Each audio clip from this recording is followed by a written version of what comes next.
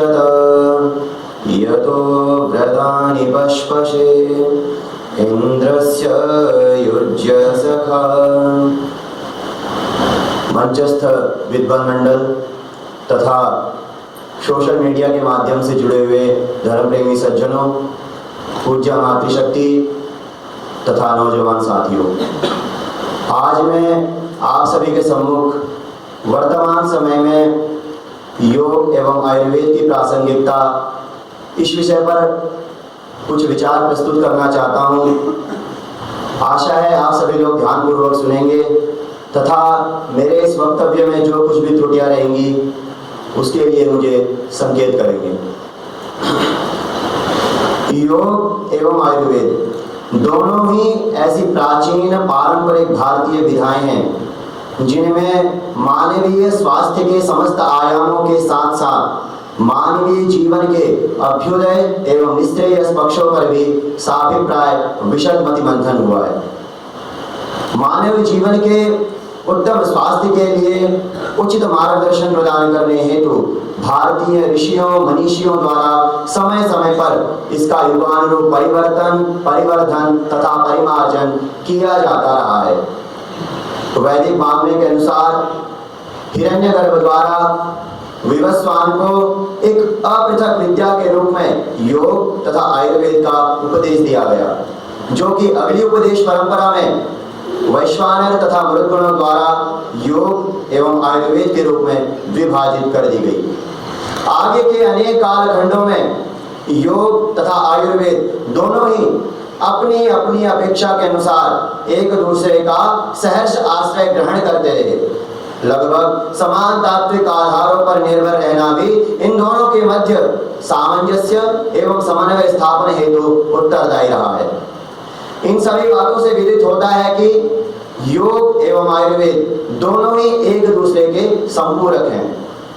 काफी समय तक विश्व इन दोनों तत्वों को स्वजीवन में अंगीकृत करने से कतराता था, परंतु आज संपूर्ण विश्व योग एवं आयुर्वेद की शरण में आ चुका है।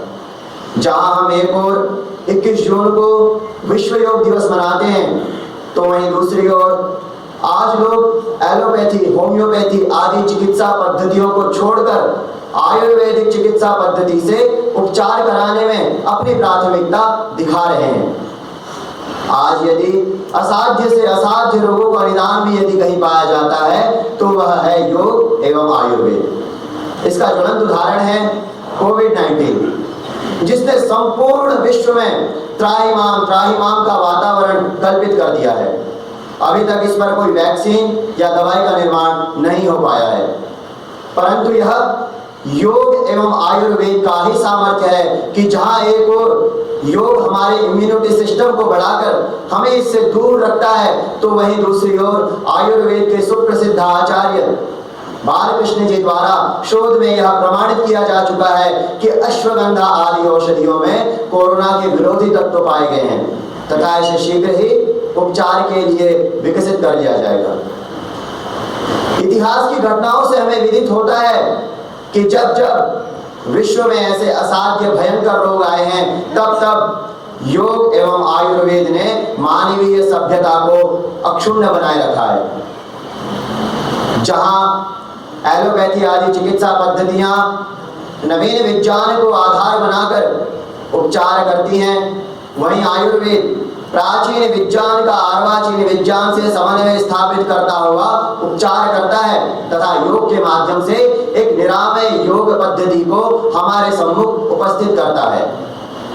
अतः योग एवं आयुर्वेद दोनों ही एक दूसरे के संपूरक होते हुए एक स्वस्थ समाज तथा एक स्वस्थ समाज से स्वस्थ राष्ट्र के निर्माण में सहायक होते हैं। युज समाधो धातु से घय प्रत्यय करने पर योग शब्द निष्पन्न होता है, जिसका अर्थ है एकाग्रता। विभिन्न शास्त्रों में योग को विभिन्न परिभाषाओं से परिभाषित किया गया है।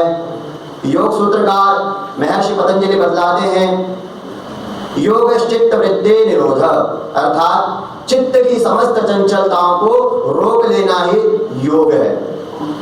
गीता में श्री कृष्ण जी उपदेश देते हैं, योग कर्मशु कौशलम, अर्थात कार्य करने की कुशलता ही योग है। तथा फिर बतलाते हैं समत्वम योग उच्यते, अर्थात सुख दुख, मान अपमान, लाभ हानि, जय पराजय, इन सभी अवस्थाओं में समान रहना ही योग कहलाता है। अर्थात योग हमारे जीवन का एक आधारभूत तत्व है। आज समग्र विश्व शांति का सत्य मार्ग अन्वेषण कर रहा है, परंतु वह संपूर्ण शांति मृग तृष्णावत असंभव से प्रतीत होती है। गीता के कर्म संन्यास योग नामक पंचम अध्याय में लिखा है, युक्तः कर्म फलं त्यक्त्वा शान्तिमाप्नोति नैष्ठिकम्, अर्थात विहित कर्मों का फल त्याग करते हुए मनुष्य शांति को प्राप्त होता है। आज हम योग कह देने मात्र से केवल आसन तथा प्राणायाम तक ही सीमित रह जाते हैं। अरे योग तो यम नियम, आसन, प्राणायाम, प्रत्याहार, धारणा, ध्यान, समाधि, इन 8 अंगों का एक समन्वय है। आसन एवं प्राणायाम तो केवल तृतीय एवं चतुर्थ सोपान मात्र हैं। यदि हम यम के अहिंसा, सत्य, अस्तेय, ब्रह्मचर्य, अपरिग्रह तथा नियम के शौच, संतोष, तप, स्वाध्याय, ईश्वर प्रणिधान, इनका पालन करें तो रोग हमारे पास तक नहीं भटक सकते। अतः रोग भगाने का साधन योग नहीं है, अपितु रोगों से इस शरीर को बचाकर इसे भगवत भक्ति में संयमित करने का नाम योग है। अब मैं आयुर्वेद के विषय पर आपसे कुछ चर्चा रखना चाहता हूँ। आयुर्वेद शब्द संस्कृत के 2 शब्दों आयुष, जिसका अर्थ है दीर्घायु, वेद यानी कि विज्ञान, अर्थात ऐसा विज्ञान जो हमें दीर्घायु रहने का रहस्य समझाता हो। आयुर्वेदयति बोधयति इति आयुर्वेदः। महर्षि सुश्रुत ने इसे इस प्रकार समझाया है, आयुरस्मिन् विद्यते अनेन वा आयुर्विदन्ते इति आयुर्वेदः। आयुर्वेद का लक्षण बतलाते हुए महर्षि चरक चरक संहिता में लिखते हैं, हिता हितम सुखम दुखम आयुस्तस्य हिता हितम मानंच तच्च यत्रोक्तम आयुर्वेदः स उच्यते। जैसा कि आप सभी लोग जानते हैं, प्रयोजनम अनुद्दिश्य न मंदोपि प्रवर्तते, अर्थात बिना प्रयोजन को जाने मूर्ख व्यक्ति भी किसी कार्य में प्रवृत्त नहीं होता है। अतः आयुर्वेद का प्रयोजन बतलाते हुए महर्षि चरक लिखते हैं, प्रयोजनम चास्य स्वस्थस्य स्वास्थ्य रक्षणम आतुरस्य विकारपशमनं च, अर्थात स्वस्थ व्यक्ति के स्वास्थ्य की रक्षा करना तथा रोगी व्यक्ति के रोग को दूर करना ही आयुर्वेद का परम प्रयोजन है। इसी बात को महर्षि सुश्रुत ने भी स्वीकार किया है तथा लिखा है, व्याध्युपसृष्टानां व्याधि परिभेदः स्वस्थस्य स्वस्थ रक्षणं च। आयुर्वेद में स्वस्थ व्यक्ति के स्वास्थ्य रक्षण पर विशेष तौर पर बल दिया जाता है। इसके लिए सदवृत्त, दिनचर्या, ऋतुचर्या, इन सभी का निरीक्षण अत्यावश्यक बतलाया गया है। इस चिकित्सा का मूल उद्देश्य है कि दोष वैषम्य को दूर करके दोष साम्य को स्थापित करना। कई मनुष्य अपनी अज्ञानता के कारण, अपने हठ दुराग्रह के कारण आयुर्वेद की वेद मूलकता पर विभिन्न प्रश्न खड़े करते हैं। उनके लिए महर्षि चरक ने सुस्पष्ट भाषा में लिखा हुआ है, सोयम आयुर्वेदः निर्दिश्यते शाश्वतः अनादित्वात् स्वभाव संसिद्ध लक्षणत्वात् भाव स्वभाव नित्यत्वाच्च। हम देखते हैं एलोपैथी चिकित्सा पद्धति में एक स्टेथोस्कोप लगाकर ही समस्त रोगों का पता कर लिया जाता है। इसके विपरीत आयुर्वेद में रोगों के 10 प्रकार से परीक्षा करने की बात बतलाई गई है। वे 10 परीक्षाएं इस प्रकार हैं, प्रकृति, विकृति, सार, संघनन, सत्व, प्रमाण, सात्म्य, आहार शक्ति, व्यायाम शक्ति एवं वय। इस प्रकार आयुर्वेद का मुख्य उद्देश्य है पुरुष को सर्वथा निरोग रखना तथा उसे समर्थ बनाना, जिससे वह पुरुषार्थ चतुष्टय की प्राप्ति कर सके। इसलिए कहा भी गया है, धर्मार्थ काम मोक्षाणाम आरोग्यम मूलमुत्तमम्। अतः आरोग्य प्रदाता आयुर्वेद सर्वथा सेवनीय है तथा समादरणीय भी है। इसीलिए अष्टांग हृदय सूत्रकार ने लिखा है, आयु कामयमानेन धर्मार्थ सुख साधनम आयुर्वेदोपदेशेषु विधेयः परमादरः।